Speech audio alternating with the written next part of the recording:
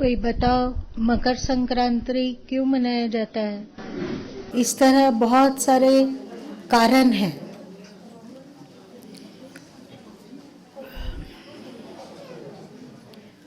ऊपर के एक म्यूरल में दिखलाया गया है, बालकनी वाला म्यूरल में, कि भगवान नारायण के चरण अंगूठे से गंगा निकलती है बड़े बेग से, तो ब्रह्मा जी उसे अपने कमंडल में भर लेते हैं और फिर वहां से भी नीचे उतरती है तो शिव जी अपनी जटाओं में लेते हैं और वहां से होते हुए धरती पर गंगा आती है और राजा भगीरथ के पीछे पीछे कपिल ऋषि के आश्रम में पहुंचती है, जहां सगर के पुत्रों का उद्धार करती है। याद है ना आप लोगों को? और उसके बाद उनका उद्धार करते हुए अपने दोनों कछारों को सींचते हुए गंगा सागर में विसर्जित होती है।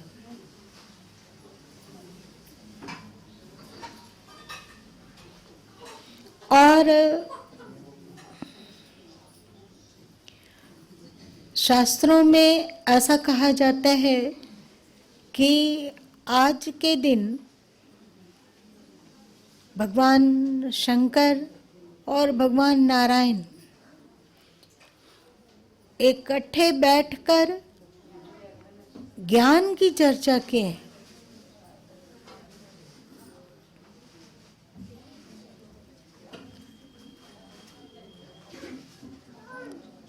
हिंदू ये मानता है कि जैसे गंगा सगर के पुत्रों का उद्धार करी, उसी तरह हमारा भी उद्धार हो। ठीक है? आज के दिन लोग पवित्र जल से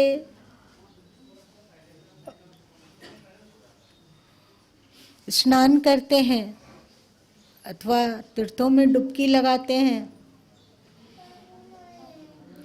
तीर्थ उसको कहा जाता है जो तारने वाला हो।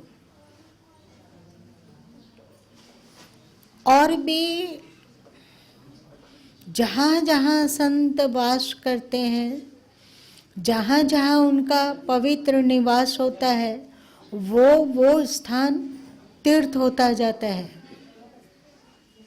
आत्मज्ञानी जहाँ निवास करते हो, अपने मन और इंद्रियों को अपने वश में करके, वो स्थान तीर्थ होता है। तो हम लोगों के लिए तो गुरुद्वारा महातीर्थ है, महातीर्थ है। इस गुरुद्वारे में जो कुछ भी है, चाहे वो जल हो, चाहे वो थल हो, चाहे वो पेड़ पौधे हो, चाहे गायें हो, जो कुछ है वो परम पवित्र है और तीर्थ में निवास करने वाला है। तो इस तीर्थमय भूमि की हम नमन कर पाते हैं। ये सोचो कि तीर्थ में डुबकी लगा लेना है।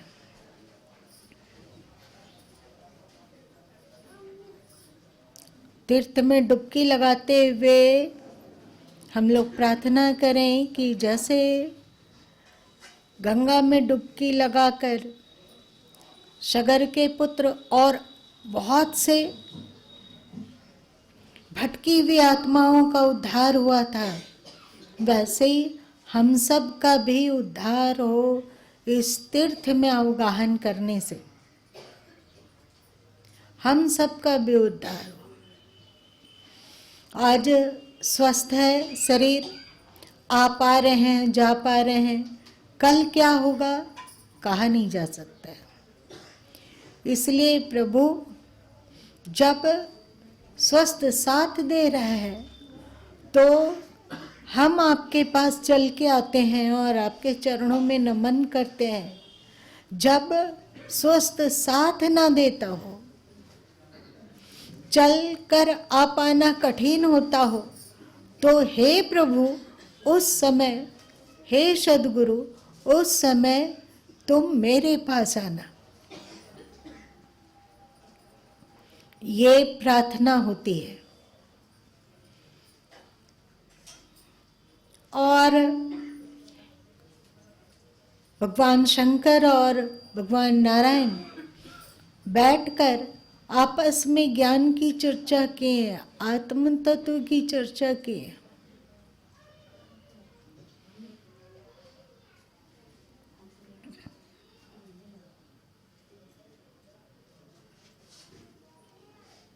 प्रकृति क्या है, परमात्मा क्या है, शरीर क्या है, आत्म तत्व क्या है, शुभ क्या है, अशुभ क्या है, नित्य क्या है, अनित्य क्या है, शाश्वत क्या है, अशाश्वत क्या है, जड़ क्या है और चेतन क्या है, इन सब की चर्चा आज होती है।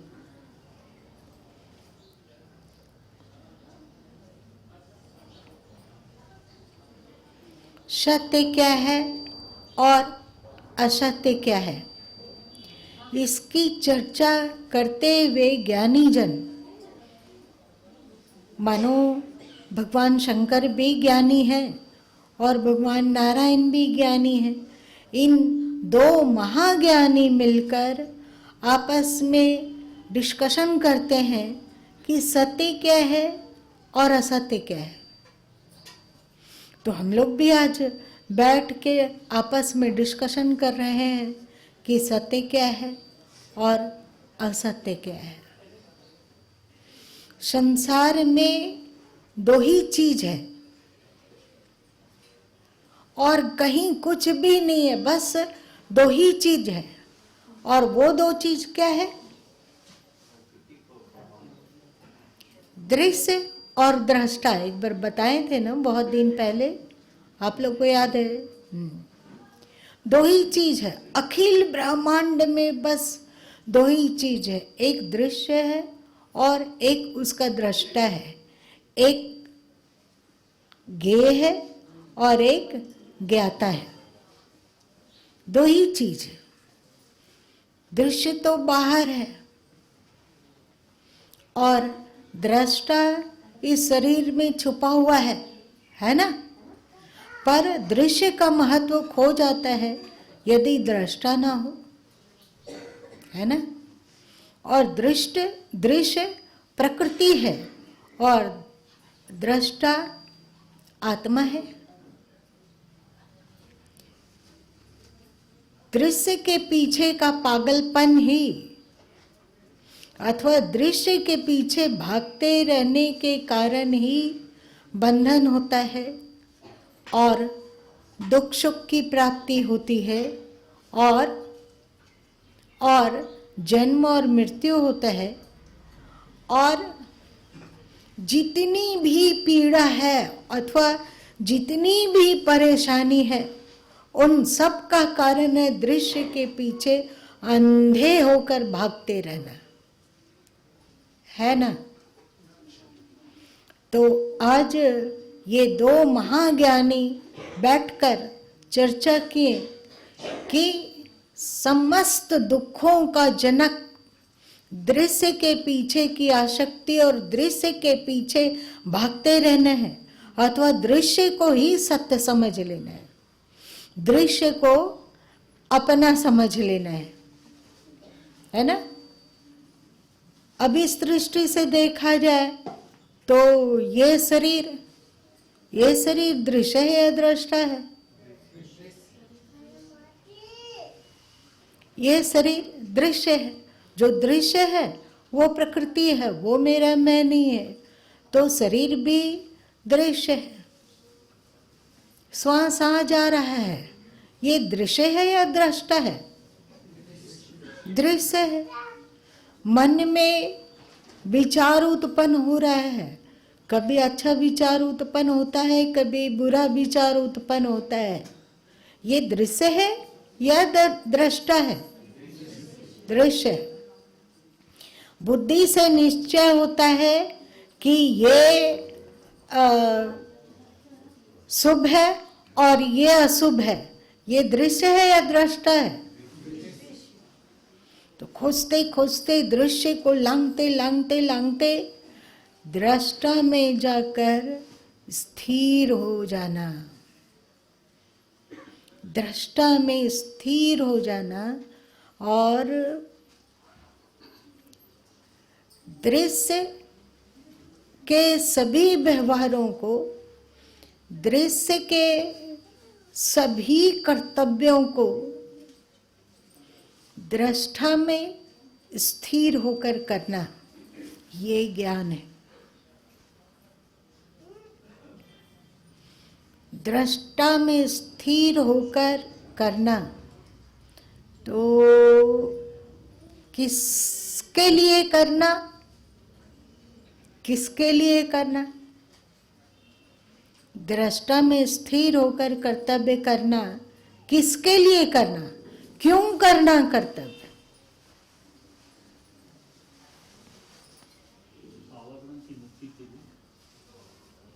हमारा तो आवागमन होता ही नहीं है। आत्मा का आवागमन कहाँ? जन्म और मृत्यु, बालक और बूढ़ा तो शरीर होता है। तो कर्तव्य कैसे जाना जाए कि हमारा क्या कर्तव्य है? मतलब क्या करना है? तो इस दृश्य जगत में जो कुछ भी है उन सब का बहुजन हिताय और बहुजन सुखाय। अधिक से अधिक लोगों का जिसमें हित होता हो वो कर्तव्य है। अधिक से अधिक लोगों का हित होता हो।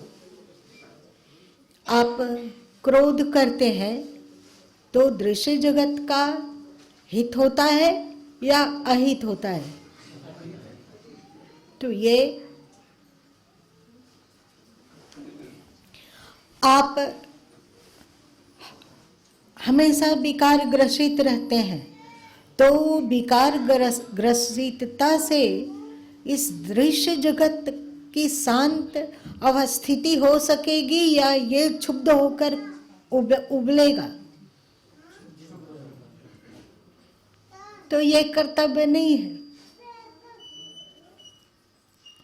बहुजन हिता है, बहुत जन सुख है। दान इत्यादि का जो प्रचलन चला इसके पीछे यही है कि ऐसा ना हो कि हम मतलब इस दृश्य जगत में हमारा आना हुआ है ना, हम लोग दृश्य जगत में आए हुए हैं, दृश्य शरीर में आए हुए हैं। तो ऐसा ना हो कि इस शरीर का उपयोग, इस मन का उपयोग, इस बुद्धि का उपयोग और इस शरीर से अर्जित की हुई संपत्तियों का उपयोग अथवा इस शरीर से होने वाले कर्मों का उपयोग हम अपने स्वार्थ में ही करते रहें।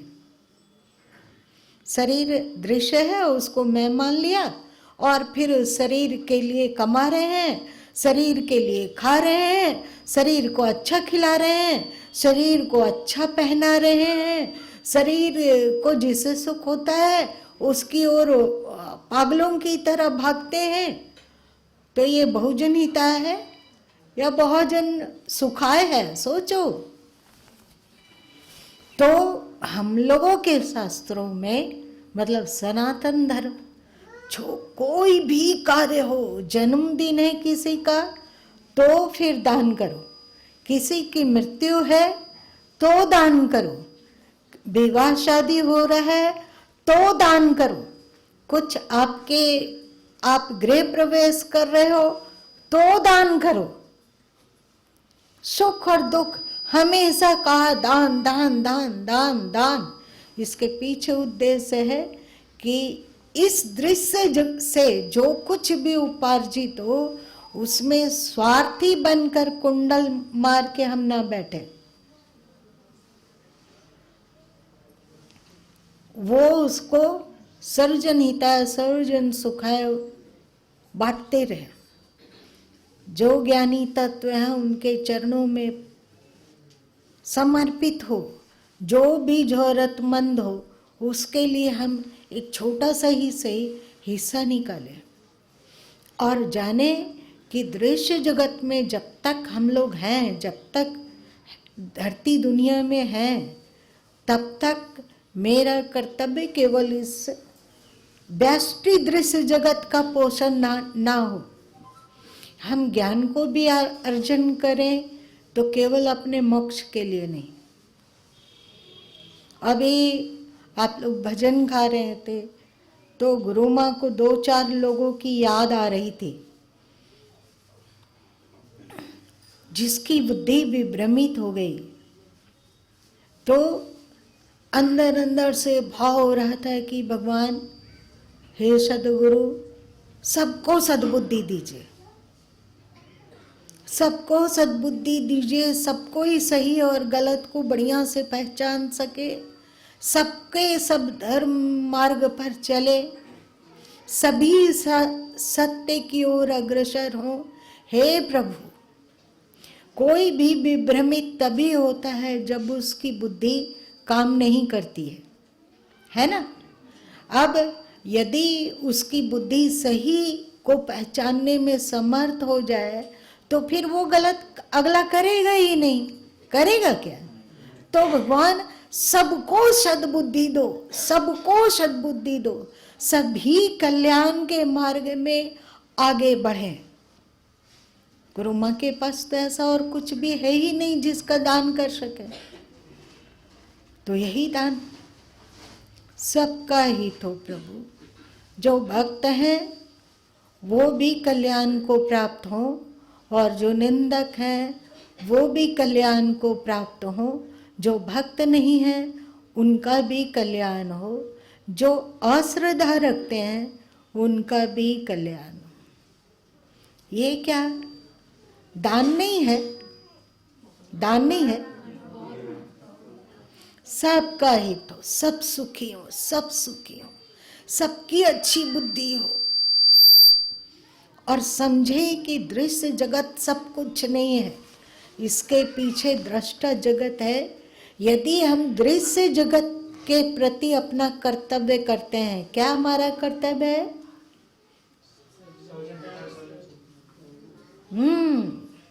बहुजन हिताय बहुजन सुखाय अथवा सर्वजन हिताय सर्वजन सुखाय में जो कुछ भी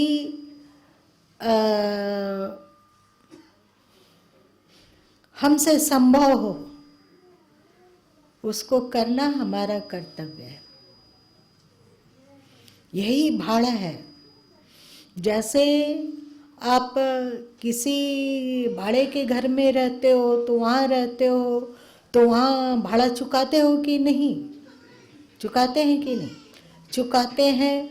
तो इस दृश्य जगत के भाड़े वाले मकान में अभी हम लोगों का रहना हो रहा है। दृश्य जगत के भाड़ा वाला मकान, ये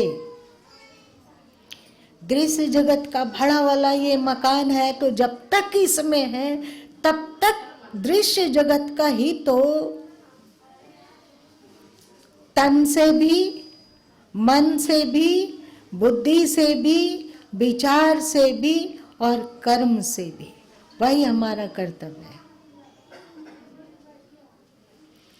इस कर्तव्यों को करने के पीछे उद्देश्य ये नहीं होना चाहिए कि हमें मोक्ष मिलेगा अथवा हमें पुण्य होगा। नहीं नहीं, भाड़ा चुका रहे हैं। अगर भाड़ा नहीं चुकाते हो तो श्री कृष्ण कहते हैं कि वो चोर है।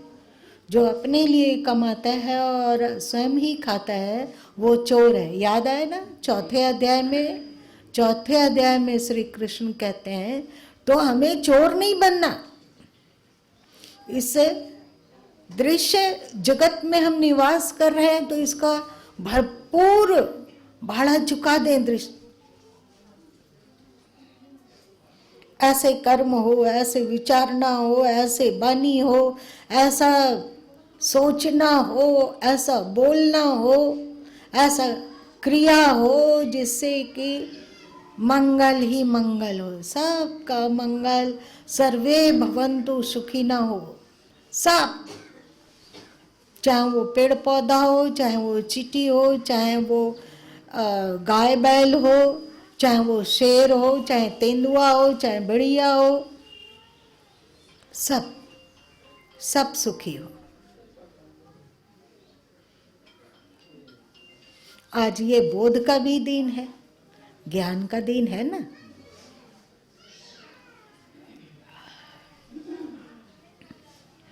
दृश्य जगत में उलझे बिना, दृश्य जगत के राग और द्वेष के पचड़े में पड़े बिना, दृश्य जगत में अहंता और ममता किए बिना, दृश्य जगत के हित में इस दृश्य जगत को नियोजित करना कर्तव्य है।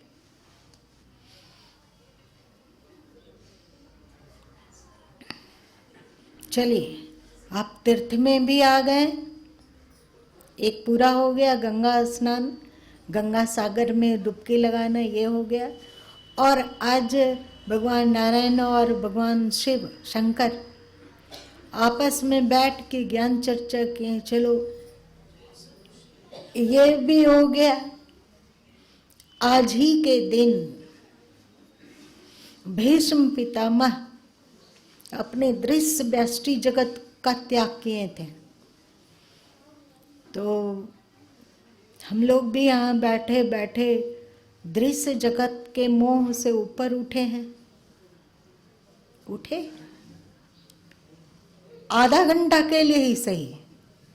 आप अभी अपने मैं को, दृश्य जगत को देख रहे हैं या दृष्टा को देख रहे हैं? अभी दृष्टा को एकदम बढ़िया से समझ आ रहा है, ये दृश्य जगत है, ये काय कलेवर दृश्य जगत है, ये मेरा मैं नहीं है। तो इसका मोह का त्याग भी हो रहा है। धन्य प्रभु। और क्या हो रहा है? और क्या हुआ? गंगा सागर तक पहुंच गई थी, तो हम लोग को भी तो सागर तक पहुंचना होगा ना। हम गंगा हैं, मतलब आत्मा है, और सागर परमात्मा है। तो हमारी आत्मा परमात्मा में उत्सर्जित हो जाए, ये दृश्य जगत के हित में उत्सर्जित हो जाए, और हमारी आत्मा परमात्मा में उत्सर्जित हो जाए। यही तो मकर संक्रांति है। और जो ग्रहीय स्थिति वगैरह है उसकी बात को जाने दो। ग्रहीय स्थिति कीमती तब हो गया जब उसमें ये घटना घटी, है ना। सूर्य मकर राशि में प्रवेश करते हैं, इसका क्या महत्व है? हर ग्रह अलग इस राशि से अगले राशि में जाता है। तो मकर संक्रांति के दिन जब सूर्य मकर राशि में प्रवेश कर रहे थे, धनु राशि को छोड़कर, धनु राशि से आगे बढ़कर मकर संक्रांति में प्रवेश कर रहे थे, उस समय ये दिव्य घटना घटी। इसलिए ये मकर संक्रांति कीमती है, इसलिए कीमती है। तो इस कीमती मकर संक्रांति, इसका व्यवहारिक उपदेश करेंगे तो अलग हो जाएगा। फिर ग्रह और नक्षत्र और ये और वो व्यवहारिक बात में चले जाएंगे। लेकिन अभी मूड है कि हम लोग एकदम विराट के प्रति उत्सर्जित हों, इस काय कलेवर को प्राकृतिक जगत के हित में उत्सर्जित करें, और इसके भीतर रहने वाली आत्मा को परमात्मा में उत्सर्जित करें, परमात्मा में हमारी उपस्थिति हो, खो जाए हम परमात्मा में।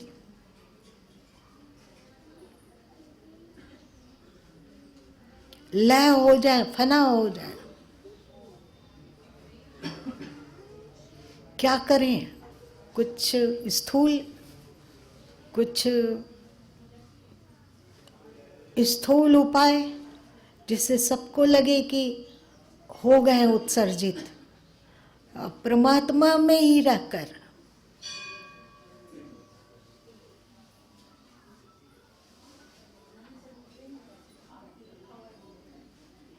आनंद, पूर्ण आनंद, जहाँ कोई दुख नहीं है, जहाँ ना कोई मैं है ना तू है, जहाँ ना कुछ मेरा है ना तेरा है, सब अस्तित्व का।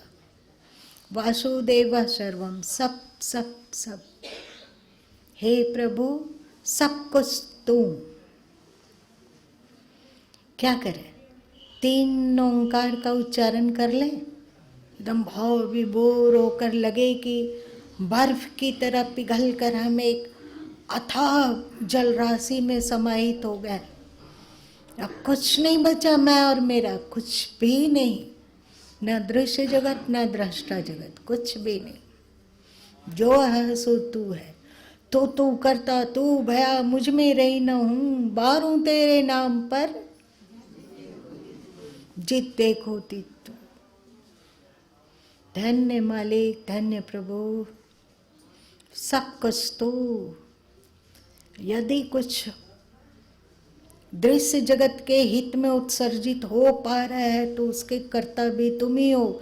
तुम्हारा ही चीज, तुम्हारे ही दृश्य जगत को उत्सर्जित हो रहा है और तुम्हारा ही ये दृश्य उत्सर्जित कर रहा है। इसमें कुछ भी ना अहंता ना ममता, कर्तापन का भाव भी नहीं कि मैंने किया, कर्तापन का भाव भी नहीं। अकर्ता, साक्षी होकर जो हुआ सो हुआ, जो हुआ सो तू किया, ना कछु किया ना कर सका ना करने योग शरीर। जो कछु किया सो तुम किया, जो कुछ शुभ और सुमंगल है सब तेरा।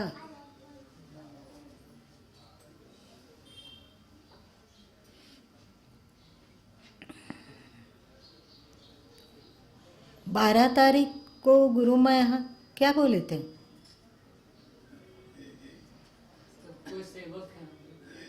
क्यों? कुछ भी आधार नहीं है, जीवन में भी उनका, जन्म में भी उनका आधार, मृत्यु में भी उनका अधिकार, तो जीवन भी उन्हीं का। वो डाला हुआ है।